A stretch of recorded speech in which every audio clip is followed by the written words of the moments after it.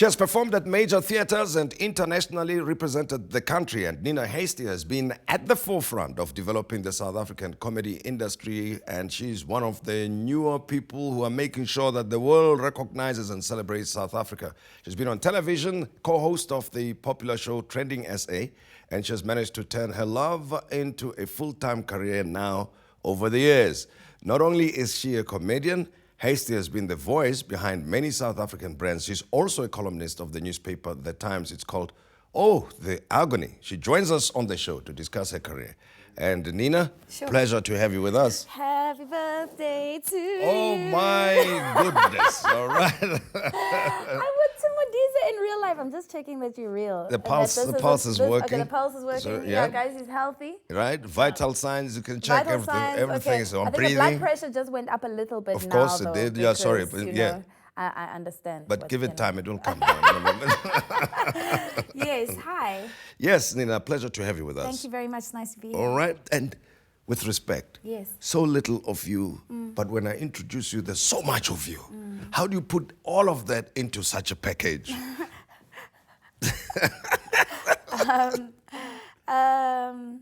I think it was Nasir Jones who said, I don't sleep because sleep is the cousin of death. Or was it Tupac that said it first and then Nas said it afterwards? I like hip-hop. I like references to hip-hop. Yeah. They're rappers from New York. I try and sleep 7 hours if I can. That's a treat. But I pretty much work all day, every day. I feel like I was put on this planet to do something important. And until I've achieved all those things, I'm not going to rest. But here's the thing. Comedy in particular is the main thing for you, isn't it? Do you feel you have, need is not the right word, maybe a responsibility, an urge of sorts to make people laugh, and the outcome thereof is happiness? Because sometimes I think people who do comedy do so with the hope that out of the laughter, you know, that people will express that they will feel a bit joyful or something like that. It's a mission of, so it's like converting people to some religion, I suspect. It's a bit culty. I like it though. So I struggled with depression from about 15 till about maybe, so I struggled with depression for about 17 years. My, and, okay. Well, and I can imagine it's not a pleasant state to be in. It's not a pleasant state. Yeah. I dabbled in drugs and alcohol and trying to fix whatever was wrong with my soul or my mind or my heart. I was hospitalized a couple of times. There was a lot of things. I've got a very long and intricate story, which now's not the time to get into. Yes. Let's rather talk about the comedy. But comedy, I discovered accidentally, and there is no drug, there is no experience, there's no, there's nothing on this planet that can mimic people clapping and validating you live after you've performed on stage. It's the most visceral experience. Like, so you're on stage, you're telling a story, there's no music to hide behind, there's no director, there's no script, it's just you, your thoughts, you are absolutely vulnerable and naked on that stage, and you are expressing an alternative to what you think the status quo is. So generally comedians are the people that take reality, say for example the political atmosphere is wrong or questionable, and we give you an alternative idea to what we think that the reality should be. All right. And when you agree with me and we clap and we celebrate that together, there's nothing like it. Okay, I've got a few points to make. I nearly continued with that, but as you correctly said, it's an intricate and very involved story, and you know, one will have to deal with it with all the sensitivities that go with it. I'm thinking of Robin Williams, for instance, when you mentioned your own life experiences. But having said that, now the American president is visiting Asia. I read earlier in the week that one of his hosts, I think he was going to visit, was calling him son of whatever before he even arrived there. So they were having to change the protocol. And of course, you've got your own issues here in South Africa. We could talk about that. So the material is written for you, I suppose. Sometimes it's just written for you. Sometimes. Do you think that it's deliberate? Where does it come from? Is it Cape Town? Is it in the newspapers? You monitor Parliament for the material? Beautiful? There's so many beautiful intricacies of our intercultural dynamics. Yeah. So like Pedi culture, like Pedis have, for me, like my favorite sense of humor in the country, just because they are like a bit off. I can't really explain it. A bit off Like, as in how? Because, Like, so one of my best friends is Mashabela Khalani, right? Yeah. Him and his wife are like my family. Yeah. And like the way that they present information. So my family are from Serbia. Yeah. So we're Eastern European. And we've also got a strange sense of humor. So whereas Zulu culture is much more, or Zulu humor, should I say, is much more obvious. So like Skumba and those guys are like they deliver their stuff in Zulu and whatever, but like there's intercultural play between South Africans. So English speaking South Africans and Afrikaans speaking white South Africans, and then the Zulus and the Pedis and Xhosas and the princesses and from the Eastern Cape. I find comedy in that. And that goes all the way through, whether it's like political or whether it's people in cabinet, whether it's people that are celebrities. I just like the culture. But here's the thing. I think there's also some sensitivities, all right? And they might be based on the old stereotypes, on the other hand, that in recent, as much as humor gives you license to get away with some of the stuff, but there are certain sensitivities that you've got to be careful of, I suppose. Absolutely. Yeah. So I talk about privilege a lot. I talk about privilege, like I've got a set where I talk about, first of all, like a lot of comedians get on stage and then they just talk about, you must understand, there's not very many white relevant comedians anymore because, well, it's not your time anymore. It's not your birthday. Calm down. Yes.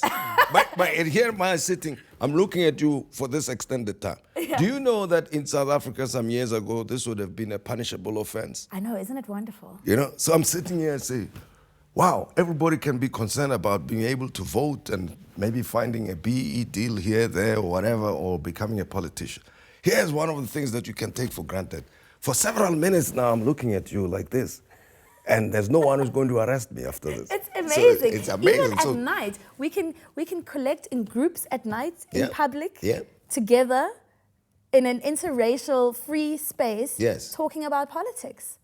It's a miracle. Exactly. It is a miracle. Like, like on my arm, like, so you'll see, I've got tattoos everywhere, but this, okay, I can't open it, but it says Watinta Bafazi, Watinta Mbogod. Yeah. So the struggle is something that affected everybody. Obviously, I have no idea what it's like to be black. That is something that I do not understand. I just know that it was... It's painful. It was very painful. You want to know? Do you want a tissue? I want to say. Okay. It's not easy. It's not easy to be black. But, so I talk about privilege. It is easy.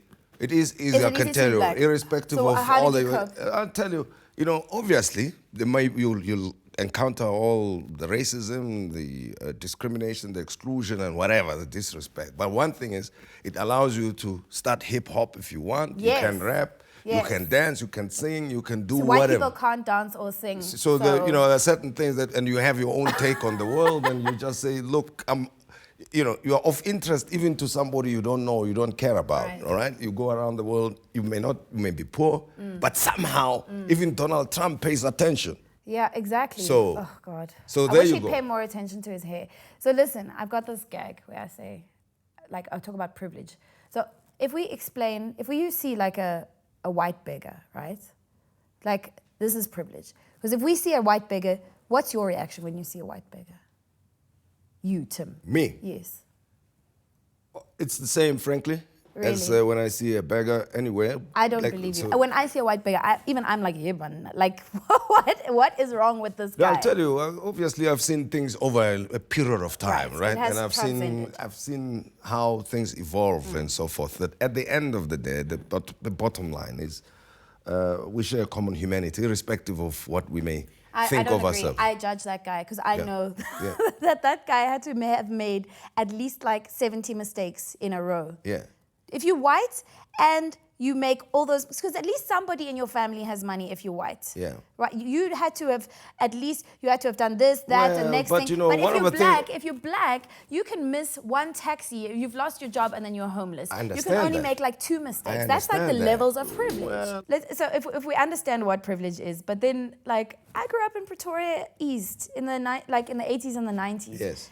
So for me, I've been gluten-free since '93. That was my struggle. Yeah. You know, like I'm being completely facetious right now. Yeah. But like, you know, that those was would my, be that the was kinds my, of things that that was, you know, you're trying to with. find like wheat-free products at the Pick and Pay in my area. No, that was my struggle. but it's more sort of a socio-economic thing on top of that. It's got a history which is race problems and challenges with apartheid that we've had in South Africa, most definitely. But going back to the point to conclude from my side, frankly, I don't blame the poor guy. You don't at blame the traffic, him? not at all. What if he was an alcoholic? For instance, right? And what's unique about that is there are somebody else elsewhere, maybe having similar struggles. That's how. Be an alcoholic. So why did you stop? Because my life was unmanageable. I lost everything. And I'm sorry. I was a homeless person. Yes, of course. You see now. Yeah. Now, then it means one must judge you from one point to the other so that's why, right? This is what I'm saying. And so where is it going to end? So the beauty of what I do as a stand-up comedian is I make jokes about homeless people because I've been homeless. Yes. I make jokes about the poor because I've been really poor. Yeah. I know what it's like to not have anything and to still try and have dignity.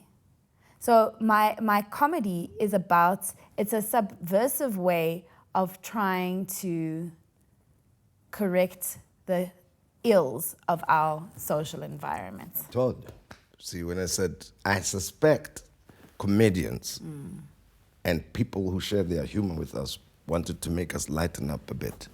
They're like spiritual teachers somehow. They Like hope that we will travel this route of life a bit lighter than carrying the heavy loads of life. Crazy. And we appreciate that.